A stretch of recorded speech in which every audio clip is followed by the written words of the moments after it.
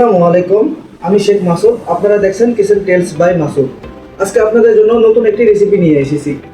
এই রেসিপিটার নাম চিকেন জাল ফ্রাই। এটা একটা ইন্ডিয়ান ফুড কারি। তো দেরি না করে শুরু করা যাক। এখানে চিকেন জাল ফ্রাইয়ের জন্য চিকেন নিয়েছি, তা এখন ম্যারিনেশন করব। 1 টেবিল চামচ পরিমাণ সয়া সস দিয়ে দিলাম।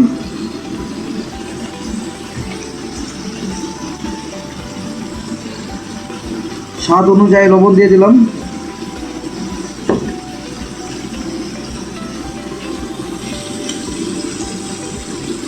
হাফ টেবিল চামচের একটু কম মরিচের গুঁড়ো,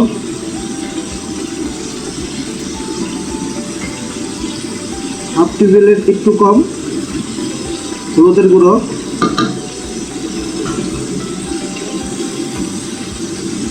হাফ টেবিল চামচ পরিমাণ ধনিয়ার গুঁড়া, হাফ টেবিল চামচ পরিমাণ জিরার গুঁড়ো, আর সুঘ্রাণের জন্য একটু মিক্স মশলা। এখানে একটা ডিম দিয়ে দিব আমরা।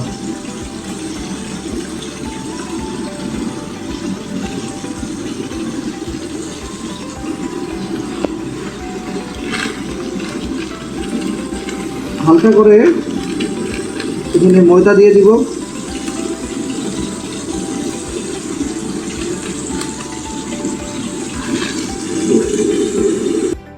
দুই টেবিল চামচ পরিমাণ কর্নফ্লাওয়ার দিয়ে দিব এখানে। এটা ভালো করে মিক্স করে নিব।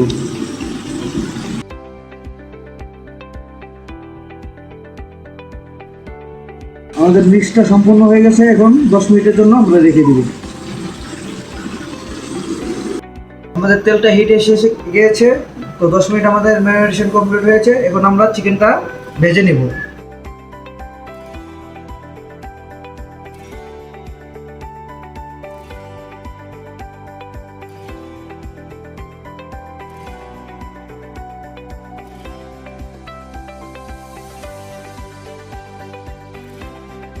আমরা প্রায় 5 থেকে 6 মিনিট চিকেনটা ভাজবো।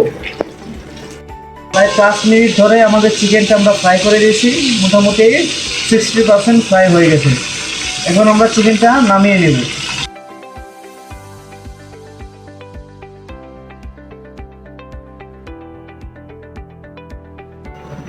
এখন আমরা তেল দিয়ে দেব।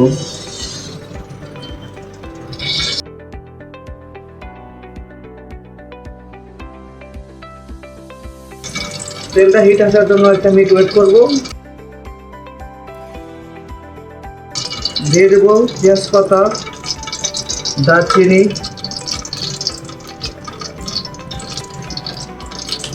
এলাচ, হলুদ।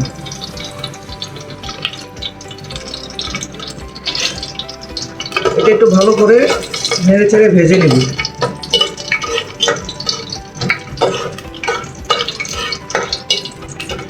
আমাদের তেলটা প্রায় ভালো হিট হয়ে গেছে।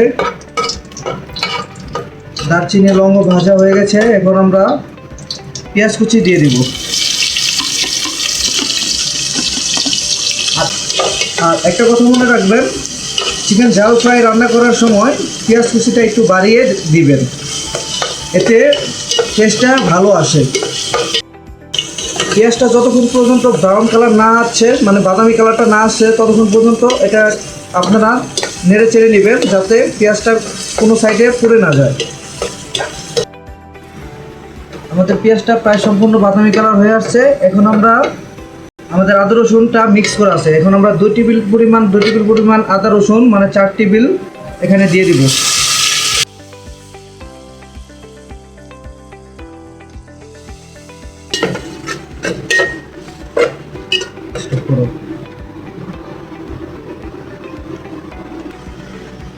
এখন আমরা মিডিয়াম হিটে রেখে কিছুক্ষণ এটা নেড়ে চেড়ে রাখবো আর ভালো করে একটু ফ্রাই করে নিব। এখন আমরা স্বাদ অনুযায়ী লবণ দিয়ে দিব।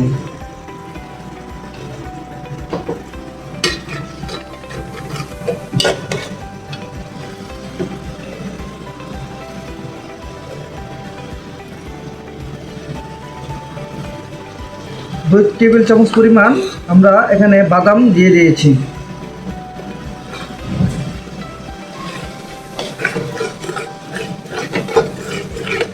এটা ভালো করে আমরা একটু রান্না করে নিব।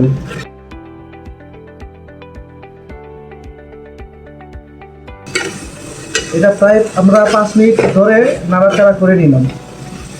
এখানে এখন আমরা অল্প পরিমাণ পানি এড করে দিয়েছি। মশলাকে ভালো করে কষিয়ে নিব।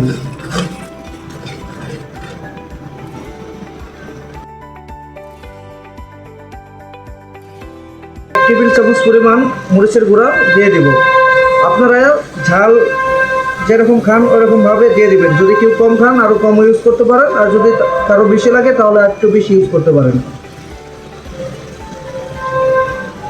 হাফ টেবিল চামচের একটু বেশি হলুদের গুঁড়ো দিয়ে দিলাম। হাফ টেবিল চামচ পরিমাণ ধনিয়ার গুঁড়ো, হাফ টেবিলের একটু কম জিরার গুঁড়ো, আর রান্নার জন্য অল্প একটু মিক্স মশলা।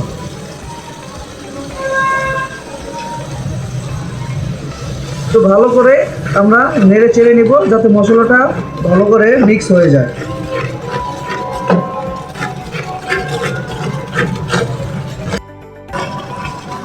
মশলাটা আমরা প্রায় 5 মিনিট করে কষিয়ে নিয়েছি। এখন 5টা কাঁচামরিচ দিয়ে দেব।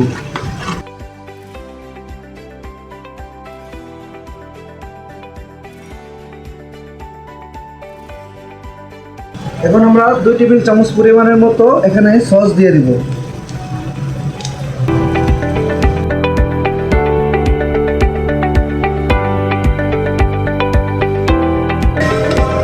সস দেওয়ার পর আমরা একটু ভালো করে এটা মিক্স করে নিব। মিক্স করে এটা 5 মিনিট পর্যন্ত আমরা একটু হালকা হিটে রেখে দেব। এখন আমরা প্রায় 2-3 মিনিট মশলাটা কষিয়ে নিয়েছি। এখন আমরা টক দই দিয়ে দিব প্রায় 4 চামচের মতো। টক দইটা ভালো করে আমাদের মিক্স করে নিতে হবে। মিক্স করা শেষ হয়ে গেলে আমরা এখন চিকেন দিয়ে দেব।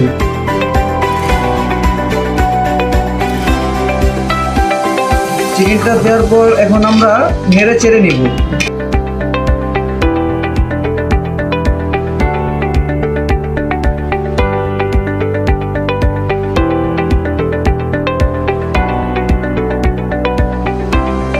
এখন এটা আমরা ঢাকনা দিয়ে রেখে দেব কিছু সময়ের জন্য।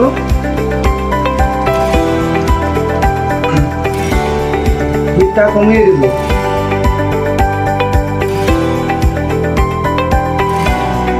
এখন ঢাকনা দিয়ে ঢেকে দিব।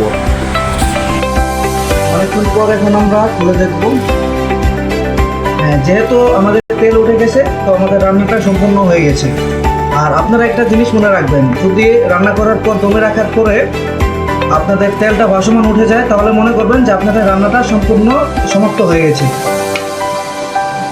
তো তৈরি হয়ে গেল আমাদের চিকেন জাল ফ্রাই কারি। ভিডিওটা যদি আপনাদের ভালো লাগে অবশ্যই লাইক কমেন্ট শেয়ার করবেন এবং আমাদের পাশেই থাকবেন। এতক্ষণ পর্যন্ত আমাদের সাথে থাকার জন্য ধন্যবাদ। সবাই ভালো থাকুন, সুস্থ থাকুন। আল্লাহ হাফিজ।